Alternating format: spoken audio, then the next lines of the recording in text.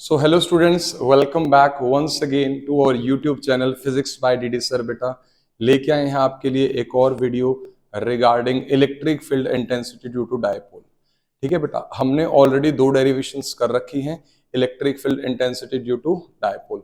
उसमें से हमने एक इलेक्ट्रिक फील्ड डेंसिटी निकाली थी एक्सियल पॉइंट पे, यानी कि जो पॉइंट था along the dipole length exist करता था एट पॉइंट पी, जहां पर वैल्यू आती थी 2 kp बाय आर क्यूब। और जो इलेक्ट्रिक फील्ड इंटेंसिटी की डायरेक्शन होती थी बेटा, वो होती थी in the direction of dipole moment P vector. और दूसरा जो हमने डेराइव एक्सप्रेशन किया था वो किया था electric field intensity to that dipole at point which is called equatorial point. और इक्वेटोरियल पॉइंट हमेशा डायपोल के सेंटर पर, अगर आप कोई परपेंडिकुलर ड्रॉ करते हैं उस पॉइंट पर, जहां पर आपकी जो वैल्यू आती थी वो आती थी kp by are cube.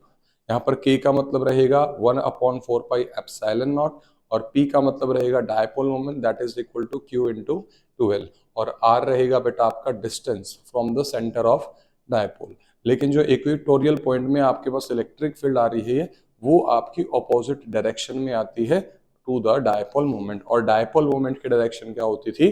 Dipole moment की डायरेक्शन होती थी negative q to positive q। लेकिन हमारा जो आज का टॉपिक है बेटा, आज हम निकाल रहे हैं electric field intensity due to a short dipole, यानी कि डायपोल की लेंथ शॉर्ट है और जिस पॉइंट पे निकालेंगे वो पॉइंट थोड़ा दूर लाई करता है, यानी कि L की value much greater than L की वैल्यू दैट इज डायपोल की जो लेंथ है उसकी value is much smaller than the point at which we are calculating. Short का मतलब तो वही होता है बेटा कि डायपोल की लेंथ स्मॉल है किससे? R से। R is the point at which we have to calculate the net electric field due to dipole। अब देखो एक्सियल पॉइंट हमने कर लिया, इक्वेटोरियल हमने कर लिया, so what we are left with? We are left with at any point, यानी कि जो पॉइंट है आपका ना तो वो एक्सियल है ना ही वो इक्वेटोरियल है, बल्कि वो किसी भी रैंडम पॉइंट पर हो सकता है।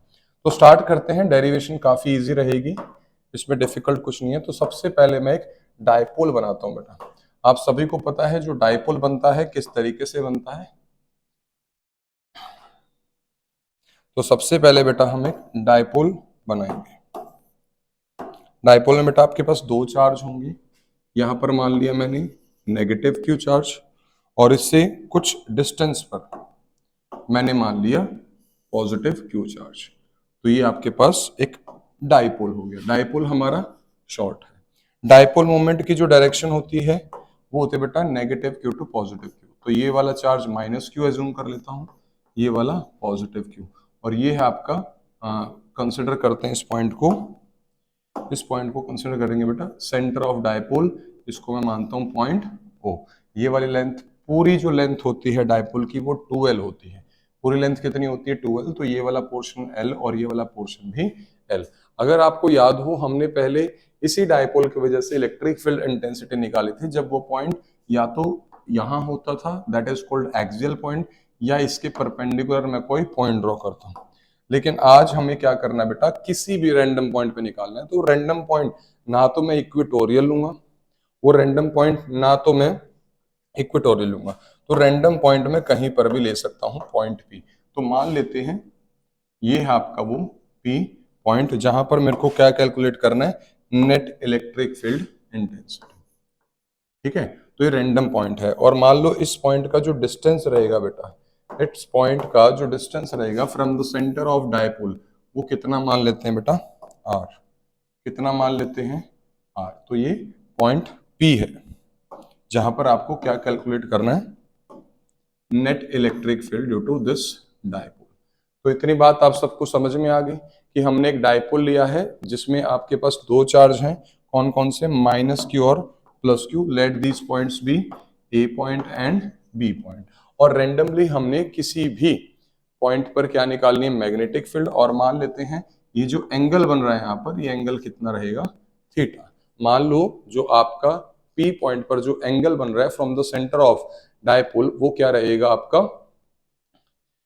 थीटा रहेगा। अब मैंने क्या करना है बेटा, इस केस में इस वेक्टर, ये मेरे पास जो वेक्टर क्वांटिटी है ये है पी वेक्टर। ये वाला जो वेक्टर है ए बी, ये मान लेते हैं आपके पास डायपोल मोमेंट है जिसकी डायरेक्शन इस तरीके से। ठीक है बेटा, यानी कि डायपोल जो है इस लाइन के साथ कितना एंगल बना रहा है बेटा? थीटा एंगल कितना बना रहा है, थीटा। अब आपको क्या करना है, रिजोल्व करना है। क्या करना है बेटा, आपको रिजोल्व करना है इस वेक्टर को कितने कंपोनेंट में, दो कंपोनेंट में, जो आप ऑलरेडी क्लास 11th में सीख चुके हो। तो इस डाइपोल को दो कंपोनेंट में अगर मैं तोड़ूंगा तो हमेशा एक कंपोनेंट अलोंग थीटा होता है और एक हमेशा उस थीटा वाले कंपोनेंट का, जैसे मान लो वैल्यू आएगी पी कॉस थीटा। आपके करके दिखाता हूँ। मान ले मैंने इस डाइपोल को दो पार्ट में कंपोनेंट बना लिया। कंपोनेंट बनाया है तो मान लो ये पॉइंट यहां था, ये वाला कंपोनेंट आ जाएगा आपके पास इसके ऊपर ऐसे। ठीक है बेटा, ठीक है बेटा। जैसे ये ए था तो ये हो गया A1 और यहां पर हो गया A2। ये कंपोनेंट A2 नहीं होगा, A1 इधर है और ये बी वाला चार्ज थोड़ा इस तरीके से, ये बी वाला इधर आ जाएगा, इसको मैं मानता हूं B1। तो ये मेरे पास क्या है, पहला कंपोनेंट है किसका, पी वेक्टर का। पी वेक्टर इस लाइन के साथ थीटा एंगल बना, तो थीटा के अलोंग जो कंपोनेंट होता है हमेशा कॉस थीटा होता है। फॉर एग्जांपल ये एक फोर्स होती है एफ और थीटा के साथ वाला कंपोनेंट क्या होता है, एफ कॉस थीटा। वेलोसिटी होती वी, तो ये वेक्टर जो होता कंपोनेंट जो थीटा के साथ बना है वो होता है आपके पास कॉस थीटा, हमेशा लग जाता है। फॉर एग्जांपल ये पी वेक्टर है तो इस जो कंपोनेंट का नाम है A1 B1, इस कंपोनेंट का नाम क्या हो गया, पी कॉस थीटा। बेटा कितनी वैल्यू होगी इसकी, मैं लिख देता हूं यहां पे, दिस वैल्यू A1 B1, ये मेरे पास हो गया पी कॉस थीटा। तो बेटा इतनी बात समझ में आई कि हमने सबसे पहले क्या किया, इस वेक्टर को दो पार्ट में तोड़ना है। पहला कंपोनेंट हमें मिल गया कौन सा, पी कॉस थीटा। दूसरा कंपोनेंट आपको चाहिए, दूसरा कंपोनेंट हमेशा क्या होता है, पी कॉस थीटा वाले कंपोनेंट के परपेंडिकुलर। तो मैं दूसरा कंपोनेंट लेता हूं बेटा। दूसरा कंपोनेंट कुछ इस तरीके से होगा, इस तरीके से। ये आपके पास दूसरा कंपोनेंट है। ये ए था तो मान लो यहां पर ये A1 आ गया, तो इसको मैं नाम देता हूं A2 और इसको मैं नाम देता हूं B2। यानी कि यहां पर कौन सा चार्ज है बेटा, नेगेटिव क्यू, यहां पर पॉजिटिव क्यू। सिमिलरली जब A को मैंने A1 B1 कंपोनेंट में तोड़ा जिसका नाम P cos थीटा था, तो ये A1 हो गया। हम यहां पर क्या एज्यूम करेंगे, माइनस क्यू है और इधर क्या है, प्लस क्यू है। अब इस कंपोनेंट का जो नाम होगा A2 B2 वाला जो कंपोनेंट है ये वाला, इस कंपोनेंट का हमारे पास नाम होगा P sin थीटा। तो सबसे पहले बेटा हमने क्या किया है, इस डायपोल को दो कंपोनेंट्स में ब्रेक करा है। डायपोल मोमेंट एक वेक्टर क्वांटिटी है, P वेक्टर एक वेक्टर क्वांटिटी है। तो यहाँ पे हमने इसको दो पार्ट्स में तोड़ा है। अब हम ध्यान से देखेंगे कि जो पॉइंट P है बेटा, पहले हम बात करते हैं P cos थीटा वाला। ये एक डायपोल है A1 B1, यहाँ पर ये क्या है, माइनस क्यू है और यहाँ पर प्लस क्यू है। अब जो आपके पास A1 B1 वाला डायपोल है उसके अनुसार जो पॉइंट B है वो एक्सियल पॉइंट है। क्या है पॉइंट P पर, एक्सियल पॉइंट है। देखो ये डायपोल A1 B1 है और ये पॉइंट इसी के अलोंग जा रहा है, तो ये P इस P cos थीटा वाले डायपोल के लिए किसकी तरह बिहेव करेगा, एक्सियल पॉइंट। ठीक है बेटा। अब इसी तरीके से जो A2 B2 वाला हमारा कंपोनेंट है डायपोल का, that is P sin theta, उसके अनुसार ये पॉइंट P क्या है, एक परपेंडिकुलर पॉइंट पे है जो सेंटर से पास कर रहा है। तो ये हमारे पास किसका काम करेगा, ये हमारे पास इक्वेटोरियल पॉइंट का काम करेगा। इतनी बात समझ में आ गई, क्योंकि ये पॉइंट P A2 B2 वाले डायपोल के सेंटर से जो पास कर रहा है और एकदम परपेंडिकुलर वाले पॉइंट पे, तो इसको हम क्या बोलते हैं, इक्वेटोरियल पॉइंट। अब यहां पर जो हमने पॉइंट P बनाया था, अब इस पॉइंट P पर दो इलेक्ट्रिक फील्ड बनेंगे बेटा। इस पॉइंट P पर कितने इलेक्ट्रिक फील्ड बनेंगी, दो इलेक्ट्रिक फील्ड बनेंगे। एक बनाएगा A1 B1 वाला, और ये A1 B1 वाला कैसे बनाएगा इलेक्ट्रिक फील्ड, आपको समझाते हैं। हमने पढ़ा है कि एक्सियल के केस में जो इलेक्ट्रिक फील्ड बनती है वो अलोंग द डायपोल मोमेंट बनती है। तो यहां पर माइनस क्यू है, यहां पर प्लस क्यू, तो डायपोल मोमेंट इधर है, तो इलेक्ट्रिक फील्ड इंटेंसिटी इधर रहेगी। इलेक्ट्रिक फील्ड इंटेंसिटी इधर रहेगी। इसको मैं मान लेता हूं E1। E1 या फिर एक्सियल पॉइंट है। तो E1 क्या है, E1 या आप लिख सकते हो E एक्सियल। ये क्या है, this is electric field intensity at point P due to dipole, कौन सा डायपोल, A1B1, A1B1, जिसमें डायपोल मोमेंट कितना है बेटा आपके पास, P cos theta. So this is the direction of E1 vector, this is the direction of E1 vector. अब हम बात करते हैं जो ये आपके पास वेक्टर बच गया A2B2. अब A2B2 भी क्या बनाएगा बेटा, वहां पर इलेक्ट्रिक फील्ड बनाएगा. क्या बनाएगा, इलेक्ट्रिक फील्ड बनाएगा. अब देखते हैं कैसे. आपको पता होगा बेटा, जो आपके पास इक्वेटोरियल का डायपोल का केस होता था, वहां पर जो इलेक्ट्रिक फील्ड की डायरेक्शन होती थी बेटा, वो हमेशा डायपोल मोमेंट के ऑपोजिट आती थी. तो डायपोल मोमेंट अगर देखो, यहाँ पर माइनस क्यू है, यहाँ प्लस क्यू है, डायपोल मोमेंट इस तरीके से है, तो यहाँ पर इसकी ऑपोजिट डायरेक्शन ये होगी. तो ये मैंने मान लिया E2 वेक्टर. ये क्या मान लिया बेटा, E2 वेक्टर. अगर आप ध्यान से देखिए, E1 वेक्टर और E2 वेक्टर के बीच का एंगल कितना है, 90 डिग्री. तो अगर मैं यहां पे अब लिखूं कि मेरे हिसाब से E2 क्या है और E इक्वेटोरियल में इसको मान सकता हूं, तो वो रहेगा electric field intensity at point P due to dipole का जो दूसरा कंपोनेंट था A2B2, और उसका डायपोल मोमेंट कितना है, P sin थीटा. तो ये E इक्वेटोरियल इसलिए लिखा है बेटा, क्योंकि A2B2 जो वेक्टर है बेटा, वो आपका उसके अनुसार जो पॉइंट P है, वो आपके पास क्या है, इक्वेटोरियल पॉइंट है. इतनी बात आप सबको समझ में आ गई होगी. तो अब हमारे पास एक पॉइंट P पर कितने वेक्टर एक्ट कर रहे हैं. एक पॉइंट P ये है आपका, पॉइंट P जो हमने लिया था स्टार्टिंग में, वही आपका पॉइंट P रहेगा. इस पॉइंट P पर कितने वेक्टर एक्ट कर रहे हैं, दो वेक्टर एक्ट कर रहे हैं, और दोनों वेक्टर क्या हैं, एक दूसरे के परपेंडिकुलर. तो हमें यहाँ पर parallelogram law of vector addition लगाना है, जो बेसिकली आपको आता होगा. तो अगर मैं E1 की बात करूं, अगर मैं E1 की बात करूं बेटा, तो E1 यानी कि E एक्सियल का फॉर्मूला आप सभी को पता है बेटा, क्या होता है, 2kp/r³. यानी कि E1 यानी कि जो E एक्सियल है, E1 क्या है, इसकी A1B1 वाले डायपोल केस से इस पॉइंट P पर जो E1 बना है, इसकी वैल्यू क्या होती है, आप सबको पता है 2kp/r³. और ये कब होती है, जब डायपोल क्या होता है, शॉर्ट होता है, जो हमने स्पेशल केस किया था. तो 2 as it is, K as it is. यहां पर जो डायपोल मोमेंट है, इस वाले वेक्टर, इस वाले डायपोल का जो डायपोल मोमेंट है, वो P नहीं है बेटा, क्या है, P cos थीटा है. तो P की बजाय मैं क्या लिखूंगा, cos थीटा. और डिस्टेंस देखो R ही है बिल्कुल. इसके सेंटर से ये डिस्टेंस, स्टार्टिंग में आपको बताया था कि जो डिस्टेंस है वो कितना रहेगा बेटा, यहां से यहां तक का जो डिस्टेंस रहेगा, वो कितना रहेगा बेटा, R. यानी कि ये डायपोल A1B1 के सेंटर से उस पॉइंट P का जो डिस्टेंस है, वो देखो यहाँ पे R आपको स्टार्टिंग में बताया था. तो ये R हमारे पास एज इट इज है. तो बेटा ये वैल्यू हमारे पास किसकी आई है, ये वैल्यू आई है E एक्सियल की.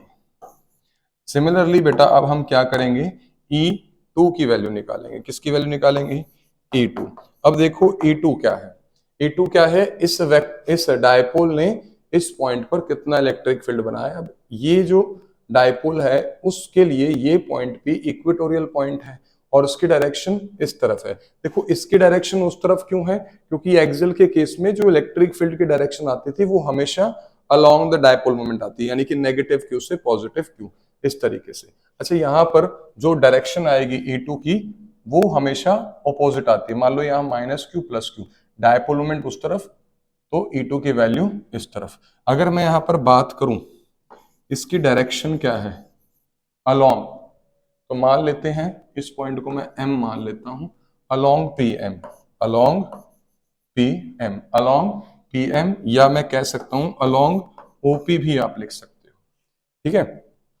अब सिमिलरली मैं क्या निकालूंगा, E2 की वैल्यू. E2 का जो जनरल फॉर्मूला है, यानी इक्वेटोरियल का, वो होता है kp/r³. अब यहाँ पे K एज इट इज, जिसका मतलब आप सबको पता है 1/4πε0, और P अब यहाँ पर क्या रहेगा, साइन थीटा, P साइन थीटा/r³. देखो जो डिस्टेंस है यहां से इस डाइपोल के अनुसार जो डिस्टेंस है ये भी क्या है, r है, तो मैंने r cube as it is लिख दिया। अब जो इसकी डायरेक्शन आएगी बेटा वो कैसे आएगी, देखो पहले डायरेक्शन आ रही थी अलोंग pm, अब इस पॉइंट को मैं n मान लेता हूं, तो अलोंग डायरेक्शन pn। तो इतनी बात आपको समझ में आ गई कि आपके पास क्या है बेटा, दो रिजल्टेंट वेक्टर हैं जो अपनी अलग अलग इलेक्ट्रिक फील्ड बना रहे हैं। अब आपको क्या करना है बेटा, अब आपको नेट इलेक्ट्रिक फील्ड निकालना है। अब ध्यान से देखेंगे, ये आपके पास पॉइंट P है, ये क्या पॉइंट P, एक वेक्टर इस तरफ है जिसका नाम है E1, एक इस तरफ है जिसका नाम है E2, और दोनों वेक्टर क्या एक दूसरे के परपेंडिकुलर है। अब एक पॉइंट पर जब दो वेक्टर एक्ट करते हैं और दोनों इस तरीके से एक्ट करें कि एक पॉइंट पे एक इधर है, दोनों यहीं से स्टार्ट हो रहे हैं, तो यहां पर हम कौन सा लॉ लगाते हैं, parallelogram law of vector addition, parallelogram law of vector addition, जिसमें जो रिजल्टेंट होता है बेटा वो कैसे आता है, अंडर रूट ऑफ पहले का स्क्वायर यानी कि E1 का स्क्वायर प्लस दूसरे कंपोनेंट का square plus 2E1 E2 cos theta. ये आपको ऑलरेडी पता होना चाहिए। तो अगर मेरे को यहाँ पर ई नेट निकालनी है यानी कि रिजल्टेंट इलेक्ट्रिक फील्ड निकालनी है, तो वही फॉर्मूला लगेगा।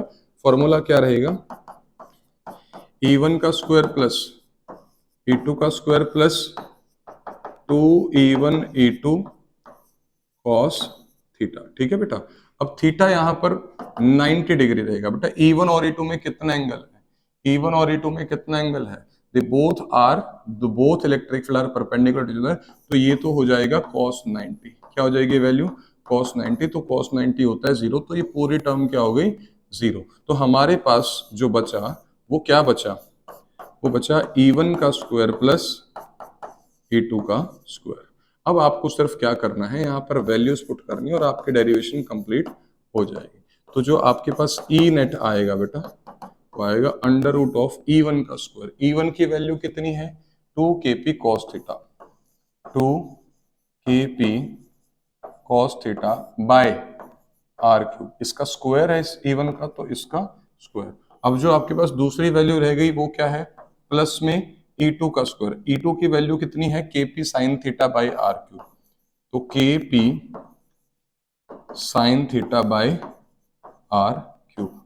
होप आप सबको ये स्टेप समझ में आएगा कि हमने सिर्फ क्या किया बेटा, हमने E1 की और E2 की क्या पुट करी है, वैल्यू पुट कर। आपको चेक करना है कौन कौन से टर्म्स आपके पास कॉमन आ रही है। कॉमन अगर आप देखो तो आ रहा है kp बाई r क्यूब, तो इधर मैंने लिख दिया kp बाई r क्यूब। देखो के पी आर क्यूब इसमें भी है, के पी आर क्यूब इस टर्म में भी है, इसका स्क्वायर।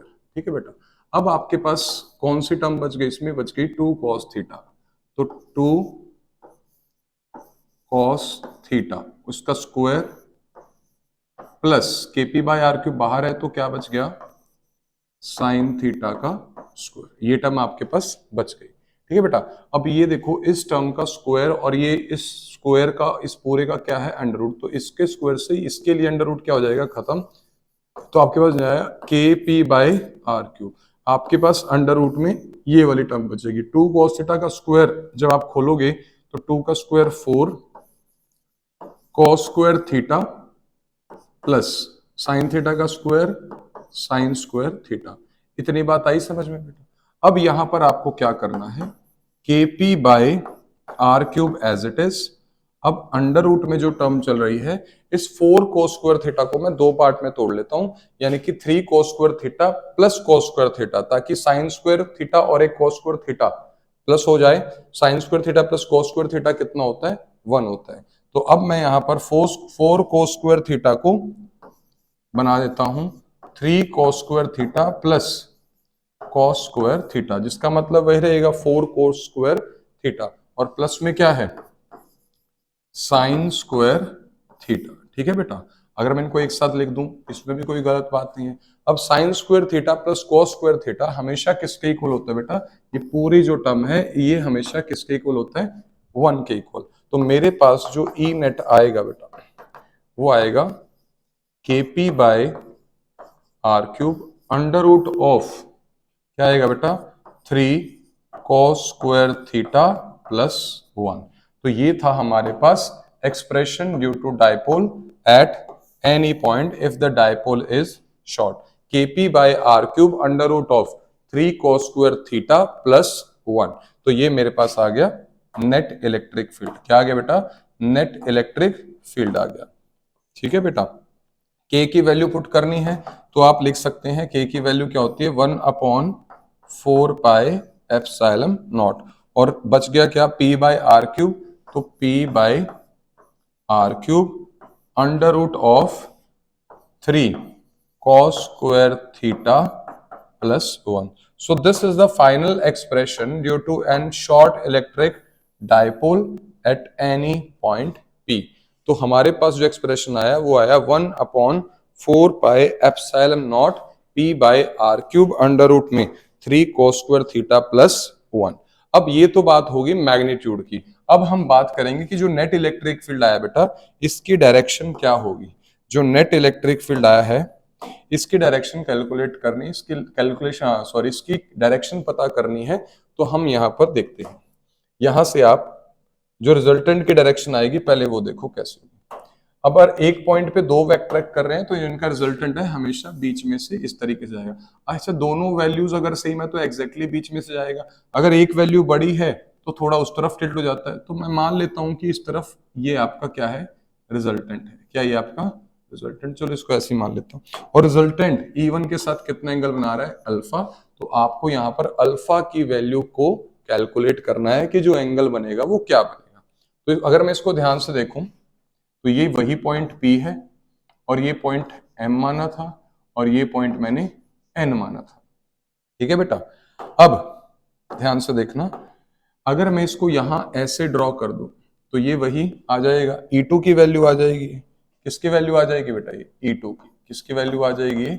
ये E2 को मैंने पैरेलल शिफ्ट करके इधर कर दिया तो मैं इसको E2 मान सकता हूं। अब आपको एक राइट ट्रायंगल दिख रहा होगा PM और जो पॉइंट E2 मैंने ड्रॉ करा है। अगर आपको यहाँ पर किसकी वैल्यू चाहिए? अल्फा की। तो मैं इस ट्रायंगल में क्या लगा दूंगा बेटा? Tangent alpha. Tangent alpha, tangent theta कहीं पर भी क्या होता है? Perpendicular by base. तो अगर ये एंगल थीटा अल्फा है, परपेंडिकुलर क्या है? ये सामने वाली चीज। सामने वाली चीज क्या है? E2, और नीचे बेस क्या है? PM। PM वाली वैल्यू जो है E1। तो अगर मैं E2 को डिवाइड कर देता हूं बेटा E1 से तो मेरे पास टेंजेंट अल्फा आ जाएगा। अब आप देखो E2 की वैल्यू कितनी थी और E1 की वैल्यू कितनी थी। E2 की वैल्यू थी KP sine theta by are cube. E2 की वैल्यू क्या थी बेटा? E2 की वैल्यू है KP sine theta by are cube. KP sine theta by are cube divided by किसकी वैल्यू? E1 की वैल्यू। अगर आप E1 की वैल्यू देखो यहाँ पे 2 KP cos theta by are cube. 2 KP cos theta by are cube. ठीक है बेटा, अगर मैं इसको लिख रहा हूं तो देखो भी मैं क्या कैलकुलेट कर रहा हूं? Tangent alpha. ये आ जाएगा KP sine theta by are cube, divide हो जाएगा मल्टीप्लाई, आर क्यूब चला जाएगा ऊपर, नीचे we are left with 2 KP cos theta. R cube से आर क्यूब कैंसल। ठीक है, KP से KP वाली term cancel, we are left with sine theta by 2 cos theta. ठीक है बेटा, sine theta by cos theta क्या होता है? Tangent theta. तो मेरे पास आ गया tangent theta, half tangent theta. कितना आया? तो टेंजेंट अल्फा की जो वैल्यू आ गई वो आ गई हाफ टेंजेंट थीटा। मेरे को अल्फा चाहिए तो ये हो जाएगी tangent inverse 1/2 tangent theta. So this is how you can determine the direction of resultant vector with the E1 vector. तो ये आपको समझ में आ गई होगी कि हम अल्फा इस तरीके से कैलकुलेट कर सकते हैं। ठीक है बेटा, अब बात करते हैं मेरे पास जो मेन एक्सप्रेशन है। देखो बेटा, मेरे पास जो मेन एक्सप्रेशन आया वो यही आया, ई नेट का KP by are cube under root में 3 cos स्क्वायर थीटा प्लस 1। अब मैं इसको वेरीफाई कर सकता हूं। मैं इसको क्या करूंगा? वेरीफाई करूंगा। किस तरीके से वेरीफाई करूंगा वो समझना। अगर ये फॉर्मूला टेनी पॉइंट है तो ये हर जगह वैलिड होना चाहिए। अगर मैं मान लेता हूं for axial point, for axial point, अगर वो पॉइंट एक्सियल है तो क्या ये फॉर्मूला सही वैलिड है? मैं इसको वेरीफाई करता हूं। तो ये आपका डायपोल था, मान लो ये पॉइंट पी यहां की बजाय यहां होता, ए बी डायपोल इनिशियल ये है, यहां होता है पॉइंट, तो ये जो एंगल होता है थीटा ये कितना हो जाता, ये एंगल थीटा, अगर ये पॉइंट यहाँ है तो इतना एंगल बन रहा है, यहाँ होता तो इतना एंगल बनता, यहाँ होता तो इतना एंगल बनता, यहाँ पर जो एंगल सबटेंड होता, अगर ये पॉइंट यहाँ लाई करता, एक्सियल पॉइंट पर लाई करता, तो ये एंगल थीटा कितना हो जाता, 0। तो एक्सियल पॉइंट के लिए हमें पता है थीटा की वैल्यू कितनी होती है, 0 डिग्री।